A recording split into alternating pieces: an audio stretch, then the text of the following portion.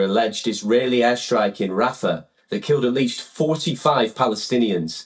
The IDF says a hidden store of Hamas weapons might have been the actual cause of the deadly blaze that tore through tents. It says the airstrike, which targeted the Hamas commanders in the adjacent area, small munitions were used in it and that it could not ignite such a fire. The statement comes as reports are emerging that Israeli tanks have advanced to the heart of Rafah for the first time. After a night of heavy bombardment, Israeli attacks in Rafah have killed at least 21 Palestinians. According to authorities in Gaza, although Israel's military has denied striking a tent camp in the west of Rafah, which Israel has designated as a civilian evacuation zone.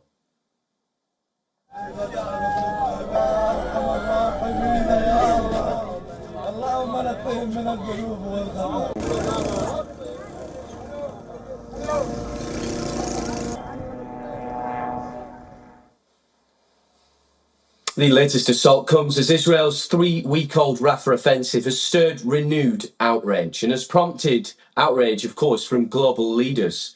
The US, Israel's closest ally, has reiterated opposition to a major Israeli ground offensive in Rafah, but said it did not believe such an operation is underway. Washington says it still considers Israel's assault on the southern Gaza city of Rafah as limited in scope. That's despite a weekend Israeli attack that left 45 people dead. That's as a blaze tore through a camp for displaced people. Describing the US view of what would constitute a major offensive in Rafah, White House National Security spokesperson John Kirby said it will involve large numbers of troops in some sort of coordinated maneuver against multiple targets on the ground. He says that there will be a major operation and they have not seen it yet. Meanwhile, according to reports, Algeria has presented a draft resolution to UN Security Council members calling for an end to Israel's offensive in Rafah and an immediate ceasefire. This comes after Algeria called an urgent UN Security Council meeting on Tuesday after Israeli strikes killed 45 people at that tent camp in Rafah.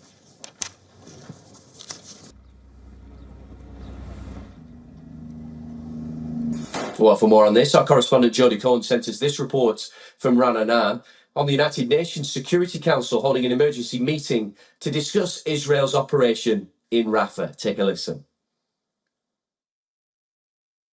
Right, so Israel has been accused of 2 strikes in the past 48 hours. The first was a strike that killed 2 top Hamas commanders and around 40 civilians were killed in a subsequent fire. An IDF spokesperson, Daniel Hagari, gave a statement and he said that the IDF operated according to international law, that the target was 1.7 kilometers away from the humanitarian zone where civilians were evacuated, and the small munitions used could not have ignited a fire of that size. He said that Gazan social media shows secondary explosions indicating that the fire may have been caused by Hamas weapons stored in the area near civilians, and said that an investigation will be swift, thorough and transparent. Now, the second incident involves Hamas allegations of a strike which killed 21 inside the humanitarian zone, but the IDF suggested that these are false accusations and said that they did not strike there.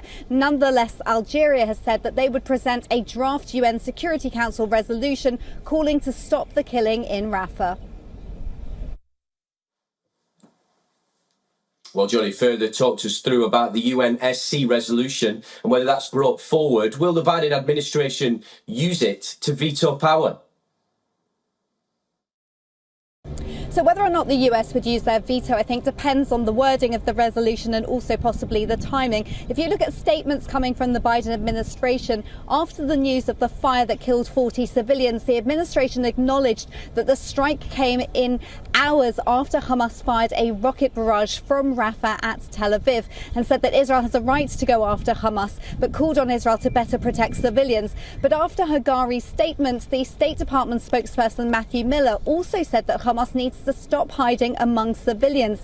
The administration, he said, would reserve further judgment until the investigation was complete, and suggested that Israeli operations have not crossed into what the US defines as a major offensive. Now, polls have suggested that the majority majority of American people recognise Hamas as a terror organisation and support Israel in this war. But we've seen vocal protests on US campuses particularly, and commentators believe that President Biden needs to appeal to the far left with the upcoming election in order to win. So it remains to be seen if the administration would use their veto or not.